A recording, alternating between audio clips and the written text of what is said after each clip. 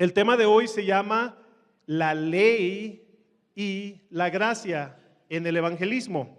Pero antes de meternos de llenos al tema, les quiero otra vez comunicar la visión de Living Waters, la visión de ahora nuestro ministerio en español, Living Waters en español o Aguas Vivientes, es de inspirar y equipar a la iglesia a cumplir con la gran comisión y de poder darles herramientas y capacitaciones en apoyo para que usted aprenda a compartir su fe de una manera efectiva y bíblica.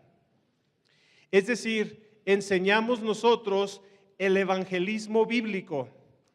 Una vez al escuchar esta frase, al escuchar al hermano Ray Comfort decir esto en un programa de televisión, me pregunté, dije, ¿por qué tienen que decir evangelismo bíblico?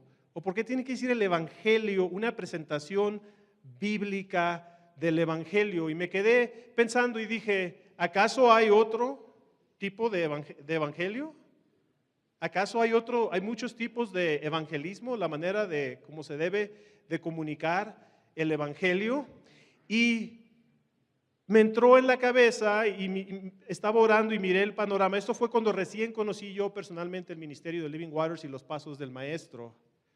Y dije, bueno, nuestro ministerio de televisión se llama Los Pasos del Maestro, siguiendo los pasos de lo que hizo nuestro maestro Jesucristo. Y Jesucristo utilizó la ley de Dios para evangelizar, y es lo que vamos a estudiar un poquito esta tarde. Entonces, siguiendo los pasos del maestro, el llamado de Ray Comfort y de Living Waters es de regresar a las Escrituras, de regresar al evangelismo bíblico. Le comentaba a alguien, le decía a un pastor, hermano, si esto fuera un método nuevo, entonces no fuera bíblico. Si fuera un método, tal vez fuera un método de hombre, de una idea de una persona, o de un pastor, o de un hermano. No es un método, más bien es la manera bíblica de presentar el evangelio. Y eso es lo que quiero, con esa premisa, con ese pensamiento, quiero que abordemos el tema de la ley y la gracia. Y muchas veces nos han preguntado, hermano, ¿es realmente válido utilizar la ley en el evangelismo? ¿Que la ley no era del Viejo Testamento? ¿O acaso no somos legalistas si utilizamos la ley en el evangelismo? Y bueno, esta tarde espero contestar muy bien y vamos a hacer un estudio profundo en cuál rol tiene la ley en el evangelismo y dejar en claro, hermanos, en que la salvación es solo por gracia y nuestra fe en nuestro Señor Jesucristo. Amén. Bien, pues entonces decíamos, la pregunta ¿es válido utilizar la ley en el evangelismo? Definitivamente es válido utilizar la ley en el evangelismo. Y es más, no solamente es válido, sino el pastor y el hermano Ray Comfort dijo que la ley debe ser la espina dorsal en la presentación del evangelio. Pero aclarando esto, vamos a aclarar esto muy claramente. La ley no es parte del evangelio, mas la ley es parte de la presentación del evangelio. Debe ser una parte muy importante. Entonces, el evangelio lo vamos a ver y la ley no es parte, pero sí es una parte importante en la presentación. Y hoy vamos a iniciar nuestro estudio y vamos a estudiar cuál es el propósito, cuáles son los fundamentos y cuál es la importancia de usar la ley en el evangelismo bíblico. Pero hermanos, para entender esto, tenemos que entender qué fue lo que se llevó a cabo en la cruz del Calvario. Tenemos que estudiar cuáles fueron los elementos que se entrelazaron en ese evento que se llevó a cabo hace más de 2000 años, donde Jesucristo murió en la cruz para la redención de nuestros pecados. Ahí en ese lugar, en la cruz del Calvario, podemos ver que se entrelazan el pecado, el arrepentimiento, la gracia y la salvación. Los tres elementos más importantes son el pecado, la gracia y la salvación. Hermanos, y la necesidad más grande que tiene el hombre es el perdón de los pecados. Es la enfermedad que todo hombre tiene. La Biblia dice que no hay ni uno, ni siquiera uno, que es bueno.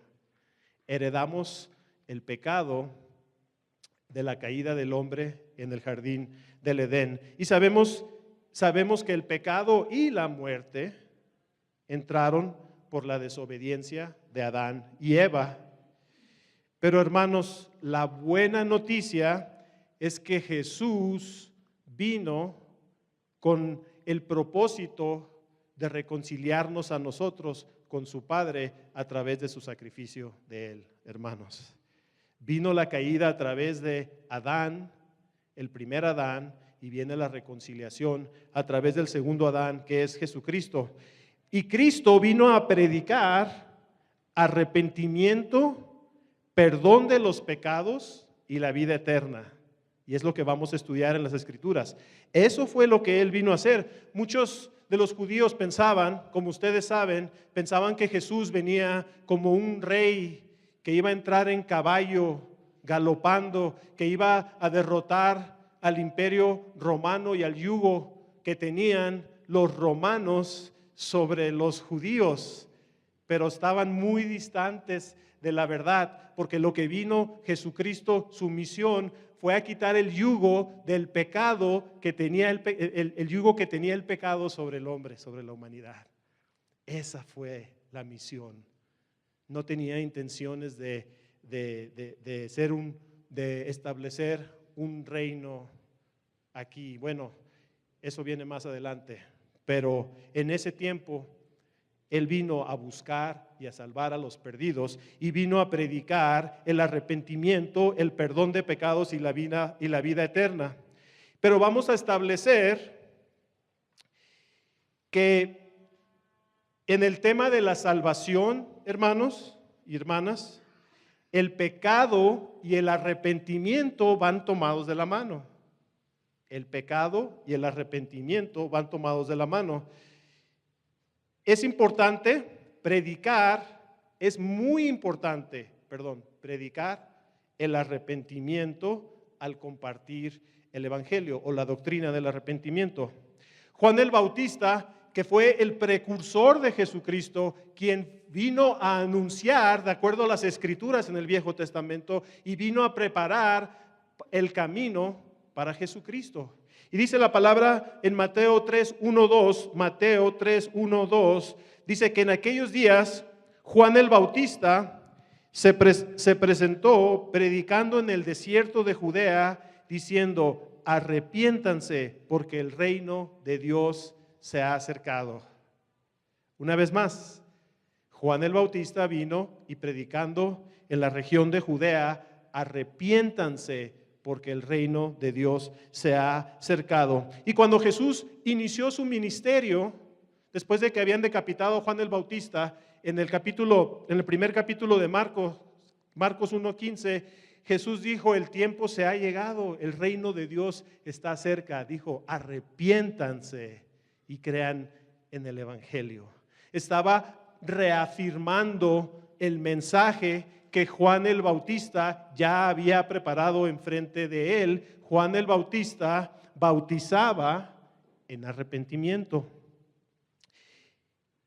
El apóstol Pedro nos dijo en Hechos 3:19: por lo tanto, arrepiéntanse y vuelvan a Dios para que sus pecados les sean perdonados. Fíjense cómo aquí en este verso Pedro nos muestra los elementos que hablamos, las cosas que se entrelazaron en la cruz. Está hablando de pecado, arrepentimiento y perdón. Dijo: por lo tanto, arrepiéntanse, vuélvanse a Dios para que sus pecados les sean perdonados. En Lucas 24, 46 y 47, otra vez Jesús está hablando con los discípulos y les dice: así está escrito. Así están las Escrituras, ya está dicho así.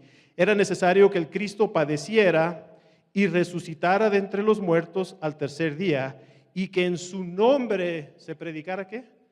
Arrepentimiento y el perdón de los pecados. Hermanos, hay muchos más versos que podemos ver en el libro de los Hechos, que fue el tiempo en que se organizó la primera iglesia. Y podemos ver muchos versos que nos hablan del arrepentimiento. Pero creo que basta de escucharlo de Jesucristo mismo, de Pedro, de Juan el Bautista. El mensaje es muy claro. Y la pregunta que yo me haría al estar yo escudriñando las Escrituras es, ¿este es el mensaje que la iglesia moderna está predicando? Llegan a la iglesia y dicen, arrepentíos porque el reino de Dios está cerca, vuélvanse a Dios, dejen sus pecados, suplico. Su eternidad depende de eso. Si están viviendo una vida pecaminosa, denle la espalda, vuélvanse a Dios, pídanle misericordia a Jesucristo, a todo aquel que viene creyendo en su nombre, por su gracia, teniendo fe en Jesús, podrá heredar la vida eterna, podrán recibir el regalo de la vida eterna. Yo estoy predicando el mensaje que estaría predicando la iglesia. La pregunta es, tal vez sí, no es para resaltar ningún punto, pero me sorprendería mucho si ese fuera el mensaje que constantemente se está predicando en la iglesia. Jesús vino, otra vez, vamos a regresar, Jesús vino a librarnos del yugo y de la esclavitud, no de los romanos, pero del pecado. Entonces, ¿cómo es que se entrelazan el pecado con el arrepentimiento? Bueno, porque ¿de qué hay que arrepentirnos? De nuestros pecados. Y esa fue la misión de Jesucristo. En Hechos 17, 30 y 31 dice que Dios ha pasado por alto esos tiempos, ha pasado esto por alto por cuestión de ignorancia. Pero dice, ahora manda a toda persona en todo lugar a que se arrepientan, porque Él ha establecido un día en que va a juzgar el mundo con justicia. Fíjese otra vez aquí lo que dice las Escrituras en el libro de los Hechos. No está diciendo porque Dios ha mandado a toda persona en todo lugar. Está diciendo, bueno, Dios les está sugiriendo pues que si gustan se pueden arrepentir para que puedan sus pecados ser perdonados. O bueno, si tienen tiempo, no se ofendan, no quiero decir que nadie esté haciendo mal, pero les quiero sugerir pues que consideren, ¿verdad? Consideren y pues esperamos que nos venga a visitar otra vez cuando guste, aquí lo esperamos. No, hermanos, aquí está diciendo que Dios está mandando a toda persona porque sabe que no hay ni siquiera uno solo bueno. Está diciendo arrepiéntanse a toda persona en todo lugar porque un día va a juzgar el mundo con el que Él ha apuntado, que es nuestro Señor Jesucristo. Wow, y no sé cuántas veces he dicho arrepentimiento, pero yo creo que ya lo he dicho más de 20 veces en este momento. Pero ¿por qué lo he dicho? Porque no soy yo. Escudriñen las Escrituras. ¿Cuántas veces van a escuchar a Pedro, a Juan, a Pablo, a Jesús hablar del arrepentimiento? Yo pienso que si ellos le estaban dando esa importancia, oh Señor, entonces yo le tengo que dar esa importancia, siendo honestos, y les voy a predicar de acuerdo a las Escrituras. Jesús dijo, y en mi nombre se predicará el arrepentimiento. Ya van 23 veces con esta, si alguien está llevando la cuenta, ¿no es cierto? Se predicará el arrepentimiento y el perdón de los pecados. Ok, y alguien dijera, hermano, pues ¿de qué? ¿El arrepentimiento de qué? Bueno, de nuestros pecados. Pero la pregunta es, en el evangelismo, si usted sale a evangelizar, ¿cómo es que va a llevar o va a conducir a una persona al arrepentimiento? ¿Cómo una persona se va a arrepentir de algo que no le han dicho de qué se tenga que arrepentir? ¿Cómo una persona se va a arrepentir si no le han dicho que se tiene que arrepentir? Si usted tiene un encuentro en la calle con una persona y como decía el hermano Mark, solamente le da la gracia, Dios te ama, tiene un plan maravilloso y te quiere salvar. Si a mí me hubieran venido con eso, yo hubiera dicho, pues ¿salvarme de qué? Yo no he hecho nada.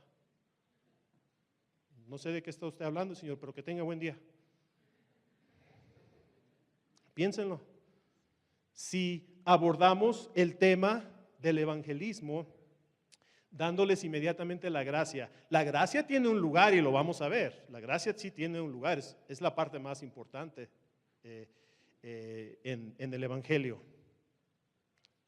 Pero entonces, ¿cómo vamos a conducir a una persona? Y aquí ya viene la clave, hermanos y hermanas, usando la ley moral de Dios, los 10 mandamientos, para traer conocimiento de pecado, a manera como un espejo espiritual, el cual va a mostrar a la persona su estado pecaminoso frente a Dios. Hermanos, ¿cuántos de aquí, hermanos y hermanas específicamente, o bueno, todos, cuántos de aquí se miraron en el espejo esta mañana antes de venir a esta reunión? Como a todos los veo muy peinaditos, afeitados, y a las damas, ya no, ok, no me voy a meter en problemas si empiezo. Las damas bien arregladas y todo. Eso quiere decir que ustedes se vieron en el espejo. Y cuando usted se ve en el espejo, ¿qué es lo que mira? Bueno, no respondan eso, yo lo voy a responder. No, es broma. Cuando ustedes se ven en el espejo nos muestra nuestro estado exterior, ¿verdad? Nuestra apariencia.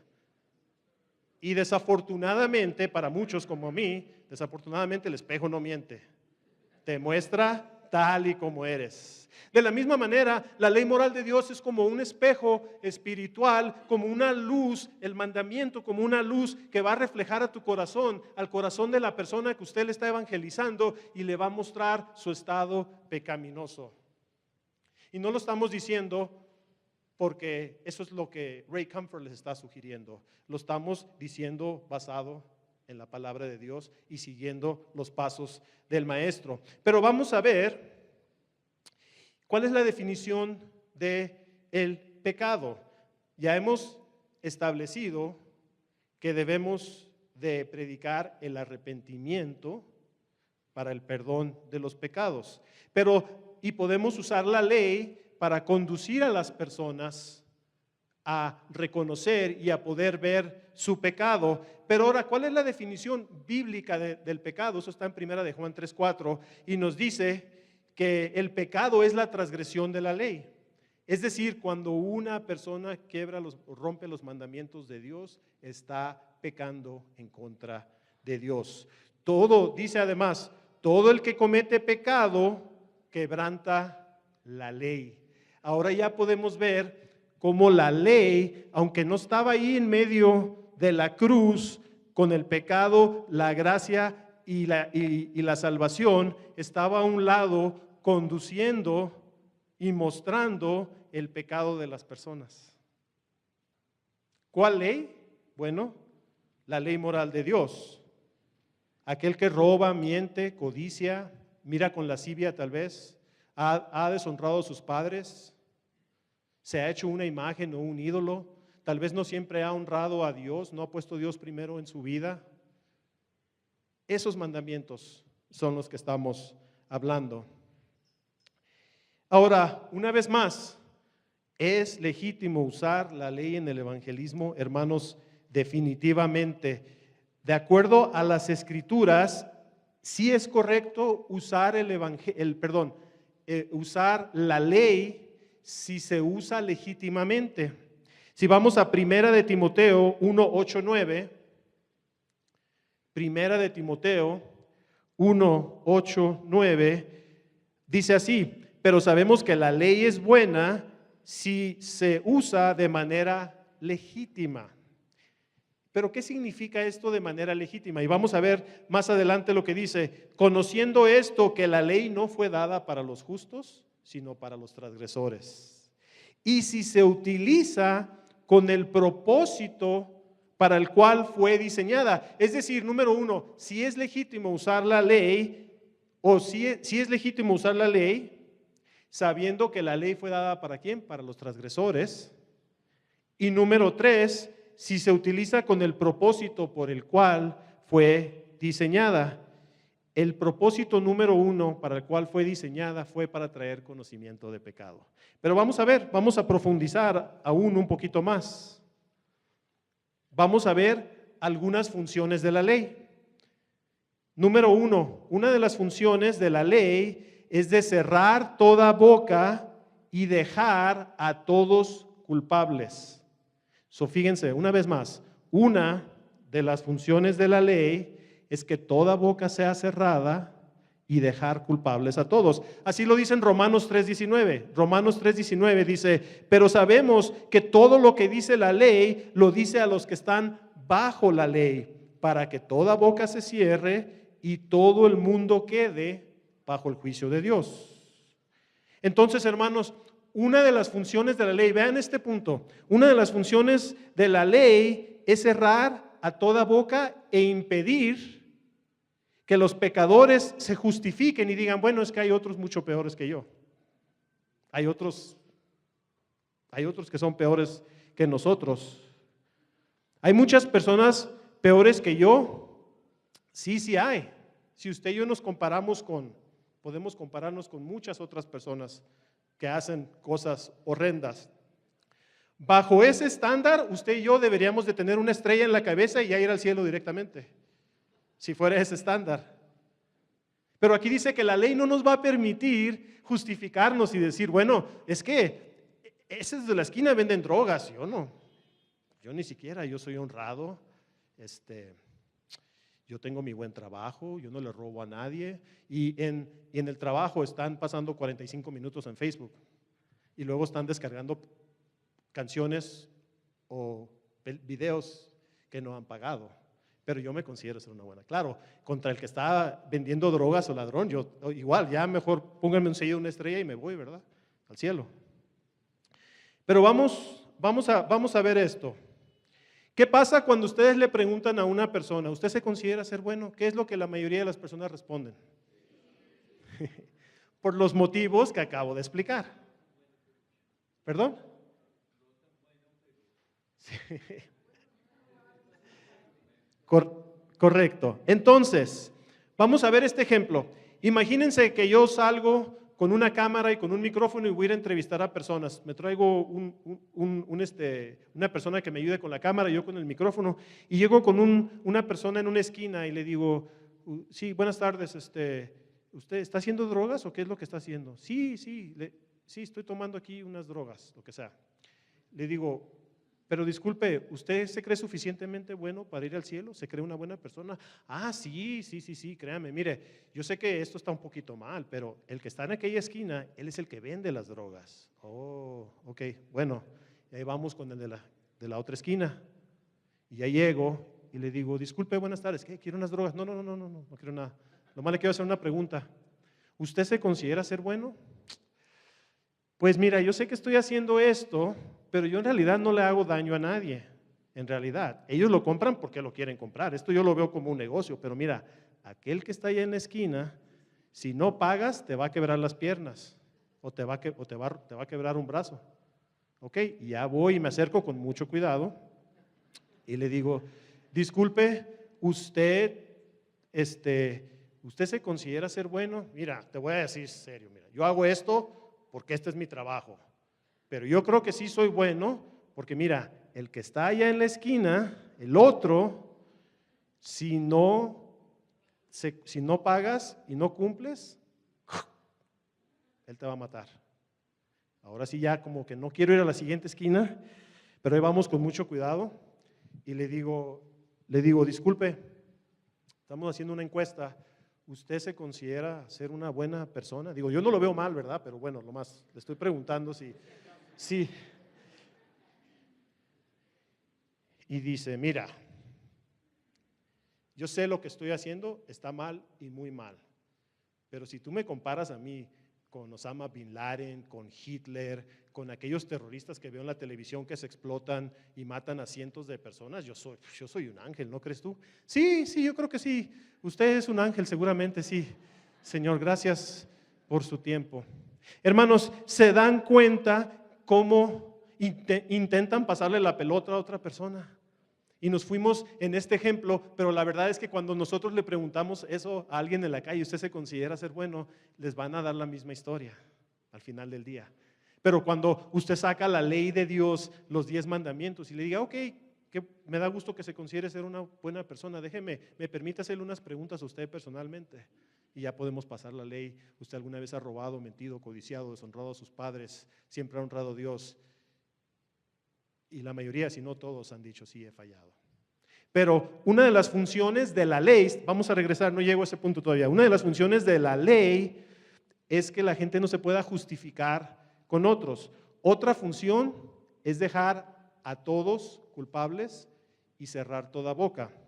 ¿Se acuerdan en el libro de Juan capítulo 8, cuando encuentran a la mujer en adulterio y los maestros de la ley y los fariseos la llevan y se la ponen enfrente de Jesús? Y dijeron, maestro, esta mujer ha sido sorprendida en el adulterio, así, poniendo sus cuellos así, ¿verdad? Esta mujer se ha encontrado en adulterio, ¿qué dices tú? Y ya saben lo que hizo Jesús, se inclinó, no sabemos qué escribió en el suelo, luego se incorporó y dijo, aquel de ustedes que esté libre de pecado, que tire la primera piedra. Al oír esto se fueron retirando uno tras otro, comenzando por los más viejos hasta dejar solos a la mujer con Jesús. Y Jesús la levantó, le dijo, ¿hay alguien que te acuse aquí más? No, Señor, no hay nadie. Bueno, ni yo tampoco, pero ahora te digo, vete y no peques más. Hermanos, pero yo sé que han escuchado esa historia muchas veces, pero quiero que lo entiendan desde este punto de vista. La parte más importante en este intercambio no se trataba tanto de la mujer, era de los maestros de la ley y los fariseos. Y sabemos que querían tenderle una trampa a Jesús, ¿verdad? Lo querían tomar una trampa. Yo sé que ya saben eso, pero quiero que lo vean desde este punto de vista. Ahora dijo, aquel de ustedes que esté libre de pecado, tire la primera piedra. Cuando dijo pecado, les dio la ley, porque dijo, aquel que nunca haya mentido, aquel que nunca haya robado, aquel que nunca haya codiciado, aquel que nunca haya deshonrado a sus padres, aquel que nunca haya mirado con codicia sexual, aquel sí, ese, tira la primera piedra. ¿Y qué hicieron? ¿Qué hizo con la ley? Le cerró toda boca. ¿Perdón? ¿Sí? Cerró la boca porque ellos bien sabían que eran culpables y no de uno de múltiples de quebrar eran culpables de quebrar múltiples leyes, posiblemente de las que Jesús le mencionó. O sea, ahí con decirles una palabra libre de pecado les dijo básicamente quien les dio la ley, quien no ha roto la ley moral de Dios, los 10 mandamientos. Cerró toda boca y uno por uno se empezaron a ir. Y ellos mismos, fíjense la otra parte que pasó aquí, ellos mismos al tirar la piedra se declararon ¿qué? Culpables. Y no pudieron decir nada más. Esto se los quería presentar desde otro punto de vista en cómo la ley fue parte de ese intercambio en esa situación con la mujer. Y si recuerden, de paso le dijo a la mujer, hija, te perdono, pero por favor, ya no vuelves a pecar más, ¿verdad? Los confrontó con su pecado y toda boca fue cerrada. Aquí en el Nuevo Testamento se está ejemplificando que Jesús, obviamente ya en el Nuevo Testamento, utilizó la ley para traer conocimiento de pecado y que toda boca fuera cerrada. El punto número 2, aunque ya lo he repetido, el primero fue que toda boca cierre y todos quedemos culpables frente a Dios. El punto número 2 es traer conocimiento de pecado, que esa es una de las funciones principales de la ley. Romanos 7:7, el apóstol Pablo dijo, bueno, si no hubiera sido por la ley, yo no hubiera conocido al pecado. Y en Romanos 3:20, muy claramente lo dice, bueno, nadie es salvo por las obras de la ley, mas por la ley es el conocimiento del pecado. La ley es como un espejo espiritual. Y la ley solo nos va a mostrar nuestro estado pecaminoso y nada más. La ley no salva ni justifica. La ley no tiene capacidad de darnos vida, solo nos deja culpable frente a Dios. Es todo lo que hace.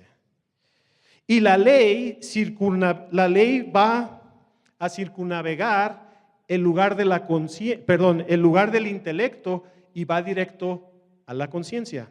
Si usted se pone a alegar con una persona, ¿alguien de aquí ha tenido encuentros de evangelismo en la calle? ¿Alguien? Si levanta la mano. Ok, Amén. Gloria a Dios, gloria a Dios.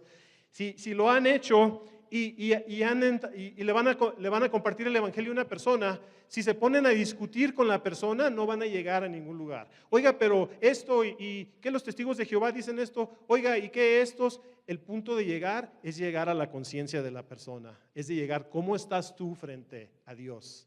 Con la ley nos vamos directo a la conciencia y decir, bueno, mira, podemos discutir eso otro día. Yo normalmente les digo eso, podemos discutir eso otro día, pero permíteme hacerte esta pregunta. ¿Tú crees personalmente que fuera suficientemente bueno para ir al cielo?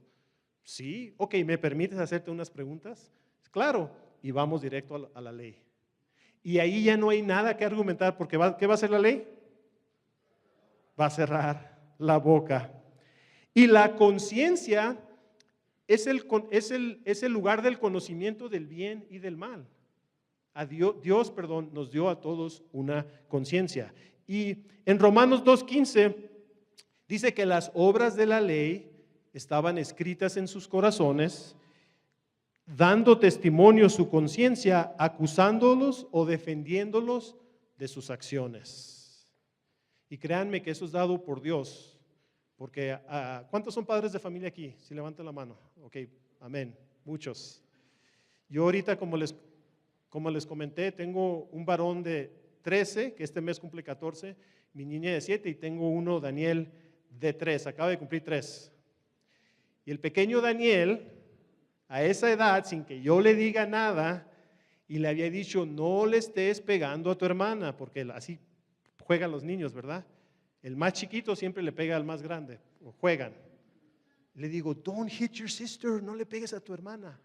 Y ya me voy. Y luego al rato se ponen, y mi niña Daniela también va y le busca, no es que esté libre tampoco ella.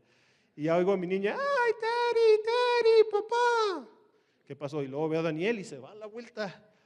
Y allá está detrás del sillón. Y luego ya voy, Daniel,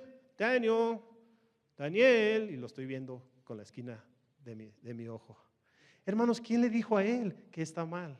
Está desobedeciendo a su padre, ¿verdad? Fíjense cómo desde pequeños está desobedeciendo a su padre y supo que hizo algo mal, porque cuando dije su nombre, ¿qué pasó cuando Dios habló a Adán?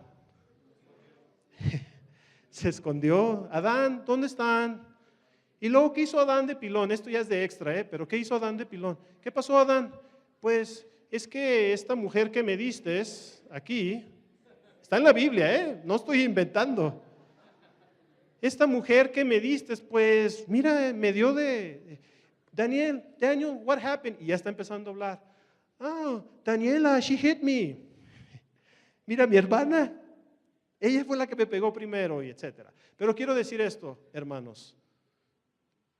La ley pasa el lugar del argumento y se va directo a la conciencia. Es decir, cuando alguien roba o miente o hace algo mal, si alguien le robara su contraseña de su cuenta de banco y le robara sus ahorros y se lo gastara básicamente le robara y le mintiera, esa persona tiene que ir a la Biblia para ir a ver, vamos a ver, ¿está mal hacer esto? ¿Hice esto mal? No. Porque Dios nos dio una conciencia y las leyes de Dios están escritas en nuestros corazones. Tercer punto, otra función de la ley es que anhelen al Salvador, anhelar al Salvador.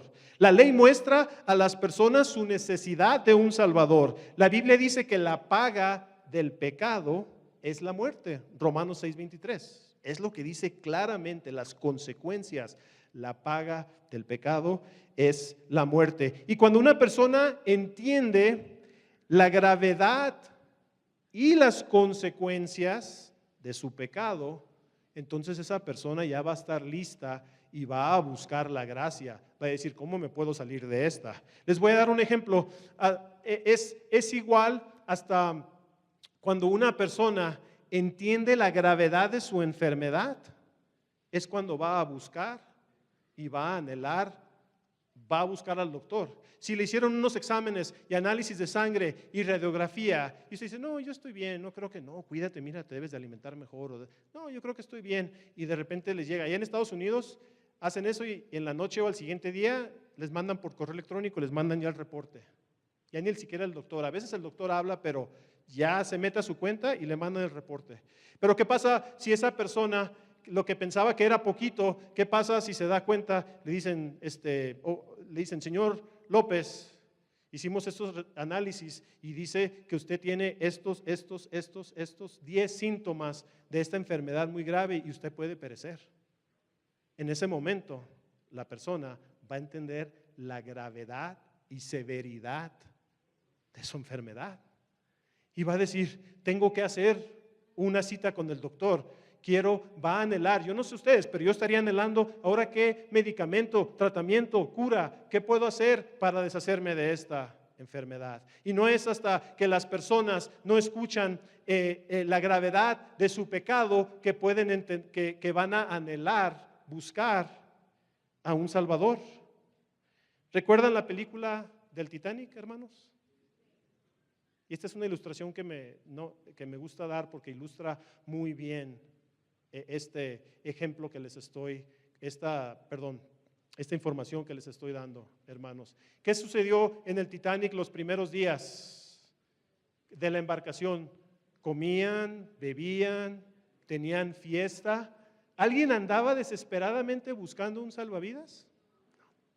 Y luego, creo que la segunda noche, no me acuerdo, la tercera noche, en la madrugada, 2 de la mañana creo, o 1, 2, en medio de la noche, el Titanic chocó con un glacial parcialmente, pero fue tan fuerte el golpe que se averió todo el barco, una parte de un lado, y empezó a tomar tanta agua, o a entrar tanta agua al barco, que los ingenieros, diseñadores que iban en ese primer embarque desde Europa hacia los Estados Unidos, dijeron que el barco, o entendieron que el barco que ellos dijeron que ni la mano de Dios podía hundir, se iba a hundir.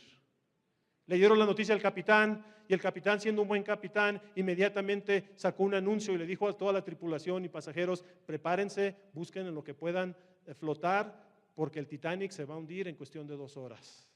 ¿Qué pasó en ese momento en la mente de los pasajeros? ¿Recuerdan? Y esta parte, si recuerdan, tenían dividido el Titanic por secciones, ¿verdad? A mero arriba la gente de dinero, adinerada, y luego pues otros, y luego más abajo, y luego más abajo, y no sé cuántos niveles. Y si recuerdan, por ahí había algunos multimillonarios, estaban sentados, el barco ya se estaba hundiendo, ay, tráeme otra copa de coñac, por favor. ¿Recuerdan esa parte? ¿Qué está pasando? No, no hay problema, voy en el Titanic. ¿Recuerdan? Oh, pero no fue hasta que no empezó a ver que el agua ya empezó a entrar a donde estaba y el semblante le cambió y entendió la gravedad. En ese momento entendieron la severidad de su situación y ahora sí, como en México decía el Chavo del 8, sálvese el que pueda. De la misma manera, si usted va a un mall ahorita, en este momento usted sale a la calle y va a un mall o a un parque, ¿ustedes ven a la gente desesperadamente buscando un Salvador? No, porque nuestra labor como iglesia es de ser testigos para Jesucristo, de ir a predicarles y a compartirles el evangelio, que Dios ha establecido un día en que va a juzgar al mundo con justicia, de alertarlos de la ira venidera. Iglesia, eso somos nosotros. Nosotros estamos como a una distancia, cuando chocó el glaciar, pues estamos a una distancia que ese barco iba a chocar con el glacial y muchas personas iban a perecer y nosotros estamos, oye, mira el Titanic. Oye, ¿ya viste ese glacial? No, pero, oye, va a chocar, ¿qué va a pasar? Y nosotros estamos viendo toda la acción así. No seamos esa persona. Nuestro llamado es de salir a cumplir con el mandato de la gran comisión. El cuarto punto, la ley prepara y conduce al pecador para la gracia. La ley prepara y conduce al pecador para la gracia. En Gálatas 3:24 la palabra de Dios nos dice, Gálatas 3:24, de manera que la ley ha sido nuestro ayo para llevarnos a Cristo a fin de que fuésemos justificados por la fe. ¿Qué significa la palabra ayo? La palabra ayo puede ser un maestro, un tutor o una guía. La ley ha sido nuestra guía, nuestro maestro para conducirnos a la cruz, para que seamos justificados por la fe. La ley actúa como un maestro para preparar el corazón. Una pregunta, ¿alguien de aquí tiene experiencia en sembrar, salir al campo a sembrar algo? Yo no tengo experiencia. ¿Alguien sí, hermanos? ¿Sí? Amén, veo algunos. No tengo experiencia personalmente, pero a menos me dicen si estoy mal, hermano, aquellos que sí lo han hecho. Yo no creo que el primer paso es salir al campo, agarrar la semilla y empezar a esparcirla. ¿Ese es el primer paso? No, y creo que todos sabemos que ese no es el primer paso.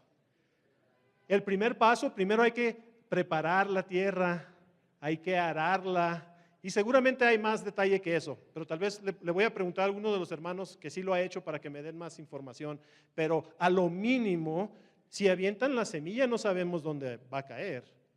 Y no tengo tiempo en meterme ahorita en la parábola del sembrador, pero por ese lado voy. Pero si preparan la tierra y la aran, cuando ustedes avientan la semilla, van a ver la cosecha. De la misma manera, antes de poder predicarle gracia a un pecador, a una persona en la calle, primero tienen que preparar y arar el corazón del pecador, para que se le ablande, para que empiece a pensar en las consecuencias de su pecado, que no tome por alto que un día va a tener que darle cuentas a Dios, hermanos. En el evangelismo bíblico, hermanos, es importante primero llevar a la gente a Sinaí, a ver a Moisés y luego poder llevarlos a la cruz del Calvario. Las 4 funciones de la ley son cerrar la boca y dejar a todos culpables. Número 2, trae conocimiento del pecado. 3, que anhelen al Salvador. Y número 4, prepara y conduce al pecador para la gracia. La ley no se debe utilizar, fíjense en esta parte, la ley no se debe utilizar para pedirle al hombre que pueda justificarse por ella. Más bien, la palabra dice que por la ley nadie puede ser salvo y por la ley nadie puede ser justificado. ¿Está quedando claro, hermanos, la enseñanza? En Efesios 2, 8, 9 dijo el apóstol Pablo, ciertamente la gracia de Dios los ha salvado por medio de la fe.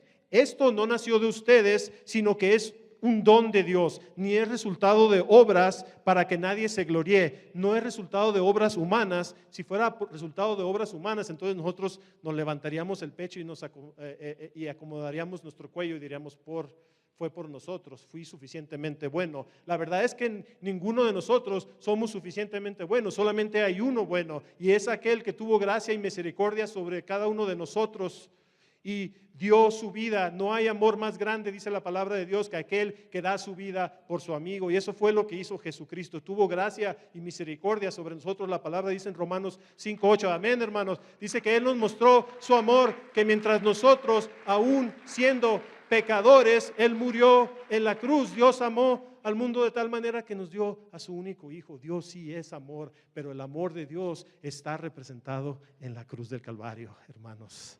Ese es el verdadero amor de Dios. Y en Gálatas 3:11 el apóstol Pablo les está dando enseñanza y nos está explicando aquí que la salvación no puede venir por la ley. ¿Recuerdan al principio que les dije que algunas personas tal vez tengan tengan esa pregunta si alguien puede ser salvo por las obras de la ley o que si somos legalistas? Definitivamente que no. El apóstol Pablo dice en Gálatas 3:6-8, dice así, el apóstol Pablo dice, así que Abraham creyó a Dios y le fue contado por justicia. Sepan por tanto que los que son de la fe son hijos de Abraham, y la Escritura, al prever que Dios habría de justificar por la fe a los no judíos, a los gentiles, entonces de antemano le dio las buenas nuevas a Abraham cuando dijo, en ti serán benditas todas las naciones. Aquí vemos un pacto. Ustedes saben que servimos a un Dios de pacto, hermanos, y su palabra es irrevocable e inmutable. Y aquí se hizo un pacto, y no solamente hizo un pacto con él, sino le adelantó el evangelio. ¿Por qué? Porque le dijo que a través de él serán benditas todas las naciones. En el futuro, a través de él, le estaba hablando de Jesucristo, hermanos. De Jesucristo, ahí aunque no se lo dijo directamente. En Génesis, fíjense lo que dice Génesis 5, 15:5. Dice, y lo llevó afuera, es decir, Dios está hablando con Abraham, y lo llevó afuera, y le dijo, mira, Abraham, mira ahora los cielos y cuenta todas las estrellas. Si las puedes contar, le dijo, así será tu descendencia. Yo no sé, Abraham, lo admiro mucho y un día, si Dios me permite verlo en el cielo, yo quiero ir a hablar con él directamente, siendo un hombre anciano de más de 75 años. Y le dijo, tu descendencia va a ser, me dijo, mi descendencia va a ser más de las estrellas. ¿Cómo será posible eso? Pero, oh Señor, créanme que sin fe no veremos el reino de Dios. Es más, tanta fe tuvo que se le contó a él como justicia, y el Señor le reveló que nosotros seríamos coherederos con Abraham a través de Jesucristo. Dice en Génesis 17, 4 y 6, Génesis 17, 4 y 6, dice, este es el pacto que establezco contigo, tú eres el padre de una multitud de naciones y ya no te llamarás Abraham. ¿Recuerdan este verso? Dice, sino que ahora en adelante tu nombre será Abraham, porque te he confirmado como padre de una multitud de naciones. Te haré tan fecundo que de ti saldrán reyes y naciones. Y ese pacto que hizo Dios con Abraham fue hecho por medio de la fe, hermanos. No pierdan de vista eso. Asimismo, la redención para los gentiles, es decir, para ustedes y para nosotros, es por medio de la fe. Jesús le anunció a Abraham que nosotros seríamos también justificados por fe, y a través de la fe también seríamos coherederos con Abraham. Ahora bien, las promesas fueron hechas, dice en Gálatas 3, 16 y 18, dice, ahora bien, las promesas fueron hechas a Abraham y a su simiente, y dice, y no a las simientes, como si hablara de muchos, sino a tu simiente, como de uno que es Cristo. Digo pues que el pacto previamente ratificado por Dios no puede ser anulado por la ley que vino 430 años después. Ustedes saben que Dios hizo este pacto con Abraham 430 años antes de que diera la ley. Ni siquiera se había dado las tabletas de la ley a Moisés. Esto dice, digo pues que el pacto previamente ratificado, sellado por Dios, no puede ser anulado porque la ley vino 430 años después, pues invalidaría la promesa de Dios. Porque si la herencia es por la ley, entonces ya no es por la promesa. Pero Dios la dio, concedió a Abraham mediante la promesa que la herencia. Es decir, hermanos, la salvación no puede ser alcanzada por la ley, ya que la promesa fue dada por medio de la fe, lo cual invalidaría el pacto de Abraham. Entonces, con eso concluimos en un estudio un poquito más diligente que nadie puede ser salvo por las obras de la ley. Es usted y yo lo sabemos, y no debe de quedar dudas, porque estamos atados, somos coherederos de Abraham, y la promesa de Abraham fue por la fe, y la promesa para nosotros, para los gentiles, de ser herederos para obtener la salvación, es a través de gracia y fe en Jesucristo, hermanos. Por eso no puede ser por la ley. El que nosotros o el que una persona cumpla con la ley, lo hacemos porque amamos a Dios sobre todas las cosas. No queremos seguir sus mandamientos para ser salvos. Seguimos sus mandamientos porque somos salvos. Dijo Jesús, si me amas, guardarás mis mandamientos. ¿Cuántos de aquí aman a Jesús? Amén. Si lo hacemos es porque lo amamos, y no quiere decir que somos perfectos, pero una cosa es como cristianos tropezarte en un pecado y otra cosa es aventarte al pecado, que es lo que hacen los inconversos. Para concluir, o casi concluir, podemos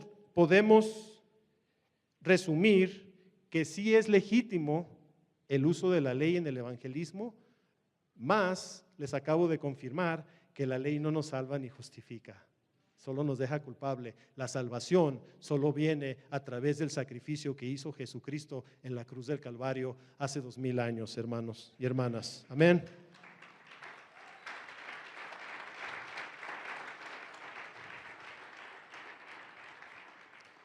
Miren lo que dijo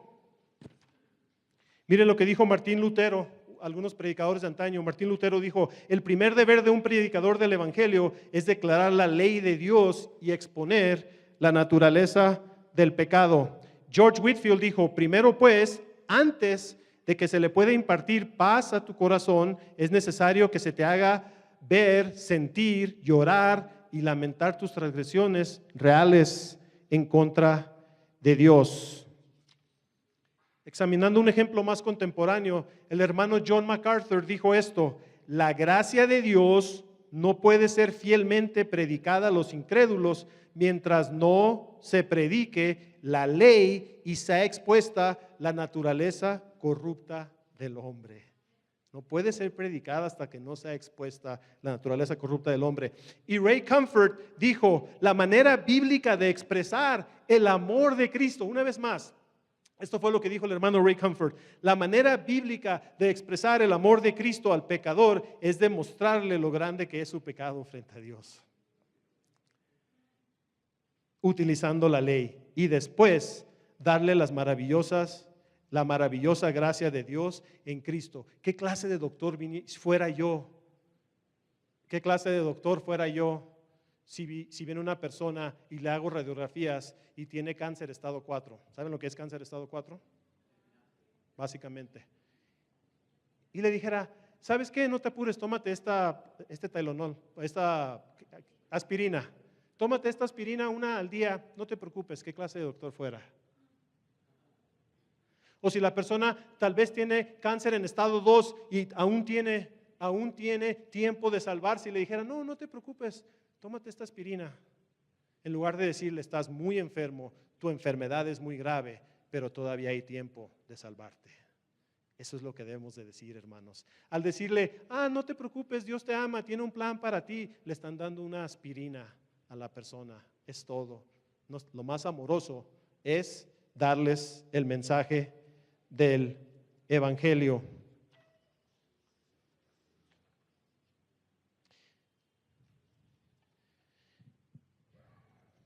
Híjoles. Quiero darles un ejemplo más y vamos a concluir.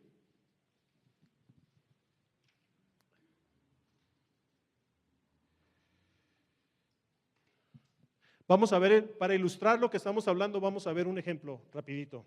Imagínense que ustedes están observando una autopista, así se dice aquí, carretera, autopista, una carretera autopista, y todos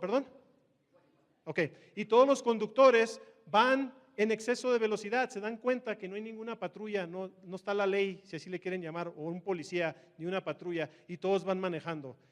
Es posible que muchos de nosotros que estamos aquí nos ha pasado que vamos en la carretera y todo el mundo va, y ¿qué es lo primero que decimos? Mira, ese va a 80, voy a decir en millas por hora porque no sé a cuánto equivale, puedo decir kilómetros. Ese va, millas por hora. Ese va a 80, mira, ese va a 75. Yo nomás voy a 70, ¿verdad? Nomás el límite allá en California es 65. Voy pasando 5 o 6 millas por hora en exceso. Y es común, no hay nadie. Y de repente, ¿qué pasa? Y estoy casi seguro que a muchos les ha pasado. ¿Qué pasa? De repente van y de repente ven el espejo retrovisor y viene una patrulla atrás. Les suelta el acelerador, el corazón empieza a temblar. ¿Y qué pasa? Dice: wow, viene la ley, viene una patrulla.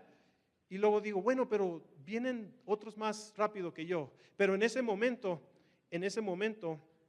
su transgresión de ir 5 o 10 millas más por hora de las que debe se magnifica porque la ley se presentó. Ya no es algo pequeño, ¿verdad? Ya se va a magnificar. Por eso dice en Romanos 5 que cuando el pecado abundó, sobreabundó la gracia. ¿Y qué es lo que hace que el pecado sobreabunde extremadamente? La ley. Entonces, si usted va en la autopista y ven la ley y esos 5 o 10 millas por hora que van más rápido, esas 5 o 10 millas por hora se van a magnificar porque llegó la ley y ahora sí va a tener un problema. No puede negar que también usted está en exceso de velocidad. Entonces la boca también ahí se está callando. La ley cumplió su función de dejarme culpable y la ley, en ese caso, la ley de tránsito, magnificó mi falta y me declaró culpable.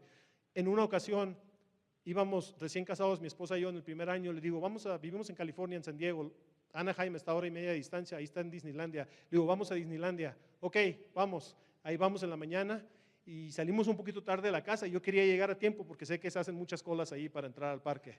Y iba y me decía mi esposa, vas un poquito recio, bájale la velocidad. Hermanos, cuando su esposa les diga algo, por favor, préstenle atención. Por favor, amén, sí. Son muy sabias, gloria a Dios que nos dio la pareja ideal. Dice, mi hijo Miguel, bájale poquito. No, pero mira, y yo iba emocionado, y ahí vamos. Y de repente, la patrulla viene atrás, y párese a un lado. Híjoles. Y ya el oficial me dijo, su licencia de manejar, su tarjeta de registro. Sí, cómo no, oficial. Ya me lo dio mi esposa. Y al momento de estarse dándole al policía, darle los documentos al oficial, digo, disculpe oficial, ¿vio aquella camioneta que iba allá? Sí. Pues iba como 85. Sí, sí la vi. Oiga, ¿y vio ese otro carro que iba allá? Sí, ese me pasó así. Digo, y le dice así como, entonces, y dice, sí, pero yo te paré a ti. En ese momento, agaché mi cabeza, ¿pude decir algo más? Cerré mi boca y le dije, aquí está oficial, por favor tenga misericordia sobre mí, aquí está, ya. La ley vino a magnificar mi transgresión, la ley de tránsito, y tuve que pagar la multa. No les quiero ni hablar, lo de la multa en otro día se los digo, cuánto me salió eso, no tenemos tiempo. Hermanos, pero esta es la pregunta, Romanos 10:14 dice esto.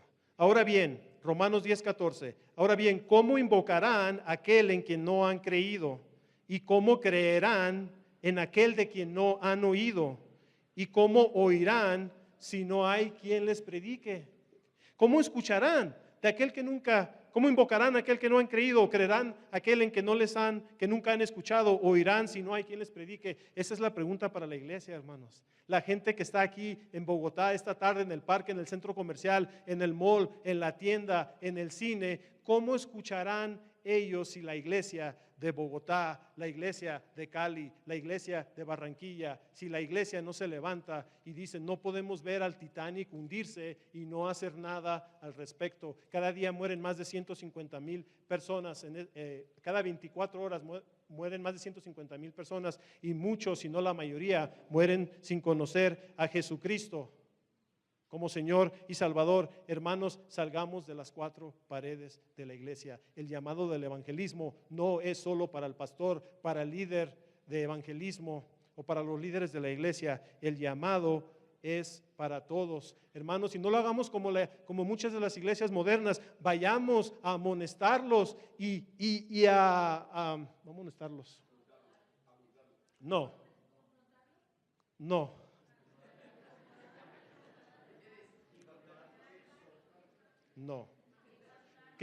¿Qué pasa cuando los quiero que algo malo va a pasar? ¿Los quiero que?